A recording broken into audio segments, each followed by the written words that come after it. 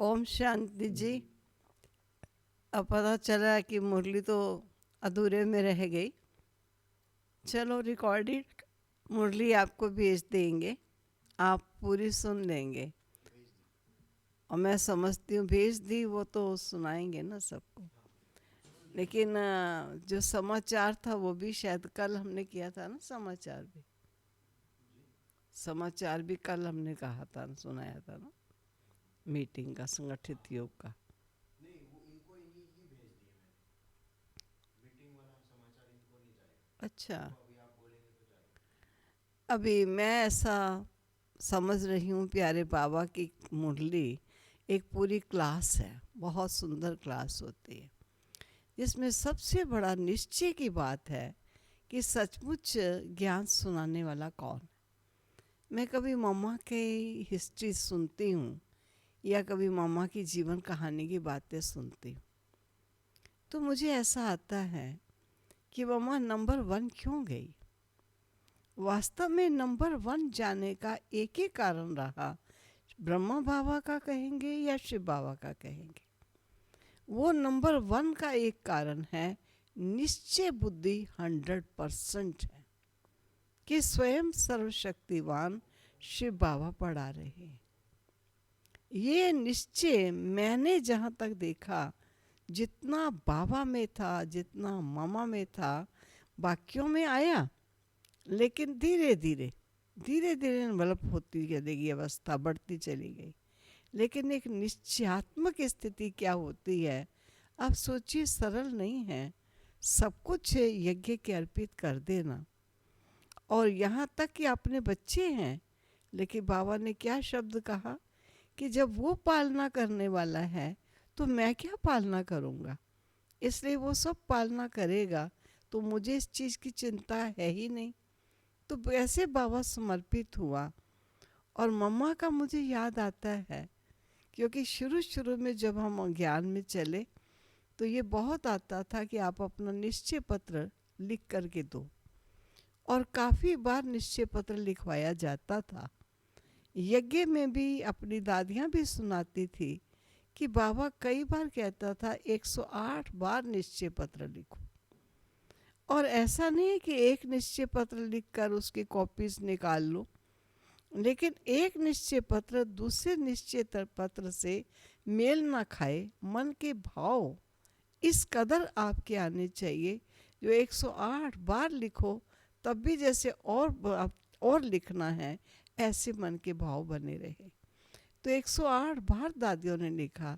आप सब ने सुना होगा जगदीश भ्राता जी का भी अनुभव कि जब मधुबन में उन्होंने फर्स्ट टाइम जाने के लिए सोचा और ये पता चला कि भगवान धरा पर आए हैं, तब उन्होंने निमित्त जो टीचर बहन थी, उनके कोर्स कराती थी, उन्हें कहा कि जब स्वयं भगवान धरा पर आए हैं तो मैं ऐसे दाता, आए हुए दाता से मिलने मैं क्या नहीं जा सकता। तब उस समय यही बात कही गई कि अभी आप नए हैं, क्योंकि प्रश्न बहुत पूछते थे, कहीं बाबा से जाके प्रश्न पूछे। लेकिन बड़ी दीदी ने कहा समय कम है, सुबह चले जाना है, पार्टी जा रही है, रात को शाम की ये बात चल रही है, तो इनको कह दो कि 108 बार निश्चय पत्र पहले लिख कर लाए, तब हम भेज सकते। लेकिन जगदीश भाई ने कहा कि मैंने कहा ज़रूर मैं लिख कर लाऊंगा। अब मेरे पास टाइम नहीं था, क्योंकि वो समय टीचर्स ट्रेनिंग कॉलेज सोनीपत में प्रिंसिपल थे, और वहाँ से भी अपना वाइंड अप करना काम, घर से भी छुट्टी लेनी, तैयारी भी करनी। लेकिन फिर भी वो लिख कर सुबह ले आए।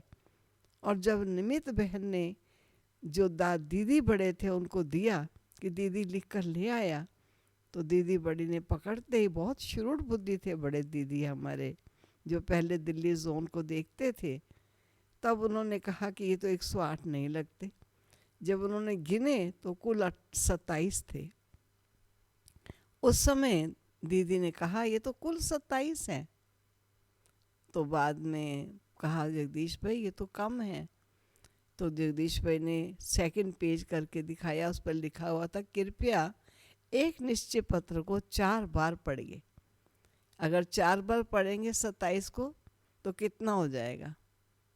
तो बाबा ने उन्होंने इस प्रकार कह करके तो सोचा ये तो बड़ा बुद्धिमान लड़का है। कहा मैं लिख नहीं पाया इसलिए मैं नहीं लिखा। तो मैं ये कहना चाहती हूँ कि निश्चय पत्र सबसे लिखवाया जाता था और ये वास्तव में बहुत ज़रूरी है। क्यों ज़रूरी है मैं आपको स्पष्ट करती हूँ। हमको भी बाबा ने जब हम ज्ञान में आए तब भी ये चलता था निश्चय पत्र लिखो।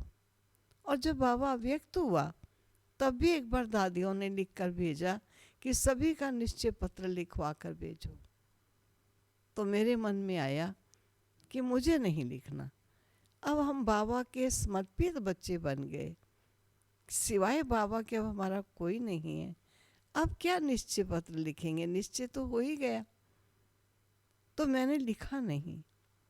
मैं आपको बताऊं, कुछ दिन के बाद बाबा के महावाक्य चले। हो सकता है उसमें किसी ने किस भाव से भी वो महावाक्य सुने हो, लेकिन मैंने जो महावाक्य सुने मुझे ऐसा लगा कि जो मेरा प्रश्न था कि मैं नहीं लिखूंगी क्योंकि मैंने बहुत बार लिख दिया है, उसी का उत्तर मुझे मिला हो। अब बाबा ने उस महावाक्य उच्चारण किए कि बच्चे कभी कभी बड़ा तेज तूफान आता है और उस तेज तूफान में बहुत से बिजली के पोल गिर जाते हैं, वृक्ष गिर जाते हैं, कच्ची दीवारें उड़ जाती हैं, कच्ची दीवार गिर जाती हैं, बहुत नुकसान होता है। ऐसे ही बहुत बड़ा तूफान में ऐसा नुकसान होता है। लेकिन अचानक उसके पश्चात एक छोटा तूफान आया, उससे काफ़ी हल्का तूफान था, लेकिन एक बहुत बड़ा वृक्ष जो काफ़ी बलशाली था, परंतु वो एकदम गिरकर धराशायी हो गया। सब लोग देखने के लिए उसको जा रहे थे कि अरे इस वृक्ष को क्या हुआ। इतना बड़ा तूफान जब आया तब कुछ नहीं हुआ इसको, और आज छोटे से तूफान में ये गिर रहा है, ये कैसे हुआ। तो सब आश्चर्य के न्याय उस वृक्ष को देख रहे थे। वास्तव में देखा जाए तो आश्चर्य की बात है नहीं। आप बुद्धिमान हैं, आप सब समझ रहे होंगे। तो उस बात ये क्या हुई थी, क्योंकि जब बड़ा तूफान आया था तो छोटे छोटे वृक्ष गिर गए थे, लेकिन बड़े उस तूफान ने इस बलशाली वृक्ष की जड़ों को हिलाया अवश्य था, क्योंकि खूब हिला परंतु गिरा नहीं। तो जड़ें हिल जाने के कारण पेड़ अंदर से कमज़ोर हो चुका था, और उस कमज़ोरी के कारण एक छोटे से तूफान ने उसको गिरा दिया। ठीक इसी प्रकार कई बार देखने में आता है कि कई बाबा के बड़े मजबूत बच्चे, बड़े बलशाली बच्चे हैं, निश्चयात्मक बच्चे हैं, कई प्रकार के तूफान आते हैं, विघ्न आते हैं, बाधाएं आती हैं, लेकिन चलते चले जाते हैं। लेकिन निश्चय का मतलब क्या, निश्चय कहते किसको हैं, पहले उस बात का तो मालूम होना चाहिए। इस पर भी बाबा ने, मैं उस बात को काटते नहीं हूँ, अभी बात वो स्पष्ट पीछे करती हूँ। बाबा ने निश्चय का भी बहुत सुंदर बताया। बॉम्बे में एक बार हम बाबा के पास थी, तब बाबा ने क्लास में मुरली चलाते चलाते कहा कि बच्चे, आज सभी बच्चे अपना निश्चय पत्र लिख कर दें, और जिसका निश्चय पत्र इस साकार ब्रह्मा बाबा से मेल खाएगा उसको शाम को इनाम दिया जाएगा। काफ़ी बड़ी क्लास थी, भरी हुई थी, और सब बच्चों को बाबा ने कहा बिखर बिखर कर बैठ जाओ, कोई एक दो का नहीं देखेगा। सभी बड़े प्यार से निश्चय पत्र लिख रहे थे, बाबा भी लिख रहे थे। शाम हुई, रिजल्ट आने का टाइम, सब एंक्शियस थे कि अब किसको इनाम मिलेगा। एक कन्या को इनाम मिला था, जिसका साकार बाबा से बहुत थोड़ा मिलान खाया था, ज़्यादा नहीं लेकिन थोड़ा मिलान खाया था, तब भी बाबा ने उनको इनाम दिया था। अब मुझे मालूम नहीं था कि ये बातें कभी सुनाने भी होंगी, लेकिन उस निश्चय पत्र में आप कहेंगे क्या था?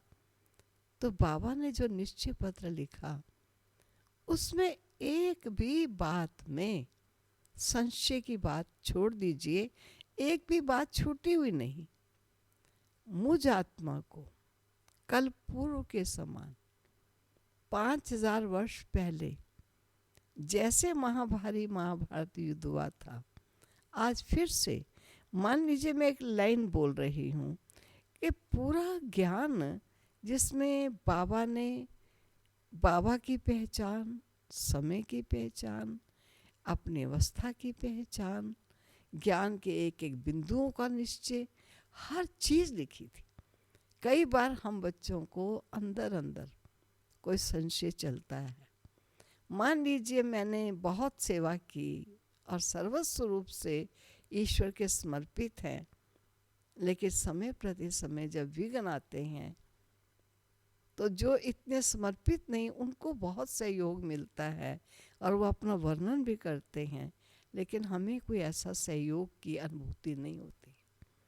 तो कभी मन में सूक्ष्म आता है, बाबा इनको तो अनुभव बहुत कराता है, हमें तो कोई सूक्ष्म अनुभव नहीं होता है, बाबा कोई ऐसा सहयोग नहीं देता है।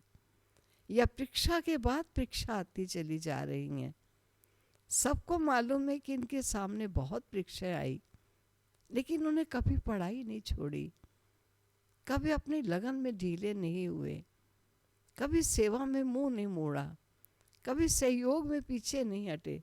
ये ऐसी महान विभूति है, ऐसा विश्वास है। लेकिन कई बार अंदर ही अंदर ऐसी परीक्षाएं और ऐसी परिस्थितियां आने पर सूक्ष्म में कुछ ऐसे संकल्प जो कमज़ोर संकल्प है, जो संपूर्ण निश्चय की बुद्धि को स्थिर न रहने देने वाले, थोड़े हल्का कर देने वाले संकल्प है, वो संकल्प भी आ जाते हैं। चलो कोई बात समझ ना आई, कहते चलो छोड़ दो, नहीं आती है तो बाबा पे बता देगा।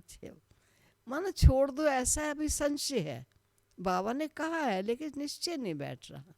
बाबा ने कहा है, बात बिल्कुल सत्य है। जब मेरी बुद्धि का लेवल उस तक पहुंचेगा मैं समझ जाऊंगी, लेकिन बाबा ने जो कहा है वो 100% राइट है।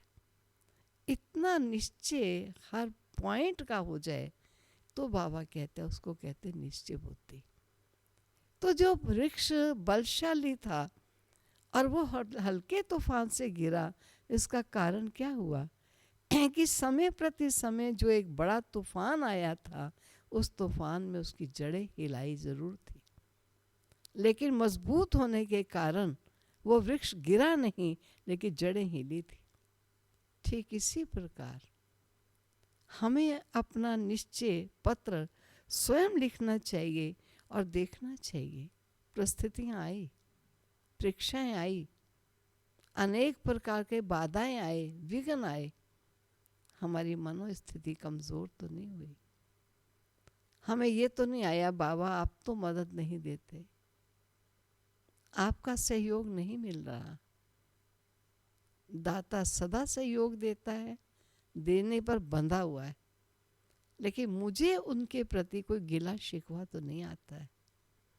ये छोटे छोटे संकल्प हैं, ये भी संशयात्मक बनाते हैं और एक समय अच्छी अवस्था जिनकी दिखाई देती है, लेकिन वो सूक्ष्म संशयात्मक संकल्प अंदर के होने के कारण बाहर से दिखाई नहीं देता, बाहर से मजबूत दिखाई देते हैं, लेकिन अंदर आत्मा कमज़ोर हो चुकी होती। और ऐसा कभी कभी होता है कि मान लीजिए सेंटर से कहीं दूर चले गए, घर दूर है, अब वो जो कमज़ोरी आई हुई है वो उस समय कमज़ोरी काम करती है। जो कभी क्लास मिस नहीं करने वाला, वो ये सोचता है कि ठीक है थोड़ा समय बैठ कर के जो बाबा ने महावाक्य उच्चारण किए पहले वो तो पढ़ें, नए नए महावाक्य पढ़ने की क्या आवश्यकता है, पुरानी मुरलियों को तो धारण कर लें, नई मुरली को धारण करने के लिए तो टाइम बहुत है, फिर देख लेंगे। ये जो कमज़ोरी के संकल्प हैं, जो बाबा की आज्ञा है, प्रतिदिन महावाक्य सुनो, जिस दिन के जो महावाक्य अवश्य सुनो, हमने उसमें अवहेलना करनी शुरू कर दी। ये धीरे धीरे आत्मा की कमज़ोरी आत्मा को ले जाती है। इसलिए मैं ये कहूँगी, निश्चयात्मक स्थिति होनी बहुत ज़रूरी। और आप सब चेक करके देखते रहिएगा कि अपने आप लिखिए अपना निश्चय पत्र, भले 8 दिन के बाद फाड़ के फेंक दीजिए, लेकिन जब आप लिखें तो हृदय से लिखें, प्यारे बाबा को लिखें, बाबा ऐसी परिस्थिति आई, मेरे मन में ये संकल्प आए, मैंने आपका साथ, आपकी शक्ति, आपके सहयोग का अनुभव किया, या आपके सहयोग में मुझे थोड़ा विलंब मिलने के कारण मुझे कुछ संकल्प व्यर्थ के चलने शुरू हुए जो आपके प्रति ही थे। इस प्रकार लिख करके अपना चेक करते रहें और अपने निश्चय की नींव को मजबूत बनाएं। तो मैं कहूँगी, ये जो परिस्थितियाँ और परीक्षाएँ आ रही हैं, दिनों दिन परीक्षाएँ बहुत आएंगी। अभी तो ऐसा लग रहा है कि एग्ज़ामिनेशन होने से पूर्व जो तैयारी करते हैं, ये तैयारी पीरियड हमें मिला है, ये प्रिपरेशन लीव हमें हुई है, परीक्षा तो अभी आनी है। उससे पहले अपने निश्चय की नींव को बड़ा मजबूत कर लीजिए। और एक समाचार भी आपको सुनाना था कि जैसे संगठित हमारा योग होता है, तो आदरणीय ब्रिजमोहन भ्राता जी जो माउंट आबू में ही हैं, क्योंकि दिल्ली में आ नहीं पाए, अचानक बंद हुआ, तो उनका ऐसा ही कहना चला है कि इस 19 तारीख को अर्थात कल जैसे संगठित योग होता है, वैसे सब घर बैठे हुए संगठित योग का कार्यक्रम चलेगा। और जैसे अभी आप महावाक्य सुन रहे थे बाबा के, ऐसे 6 बजे ये प्रोग्राम शुरू होगा, 6 से 7 बजे तक योग चलेगा, 7 से 7:30 बजे तक कमेंट्री से योग कराया जाएगा। फिर 7:30 बजे बाबा के महावाक्य सुनाए जाएंगे। उसके पश्चात बहनें 2-5 मिनट जो सुनाना होगा थोड़ा सुनाएंगे, और फिर भ्राता ब्रिजमोहन जी क्लास कराएंगे। ये कल 19 तारीख का प्रोग्राम है, जो प्रातः 6 बजे शुरू होगा, और मैं समझती हूँ 8:30 पौने 9 बज ही जाएंगे। लेकिन बड़ी कमाल की बात है कि ऑनलाइन दुनिया में बहुत चीज़ें मंगवा रहे हैं, तो जो सुनने वाले बाबा के महावाक्य होंगे, वो ऑनलाइन नाश्ता भी मिल जाएगा उनको घर बैठे हुए। ठीक है, वो ऑनलाइन नाश्ता देखना, बहुत बढ़िया नाश्ता होगा, घटिया नहीं होगा, बड़े प्यार से खाते जाना साथ साथ। ओम शांति, ओम शांति।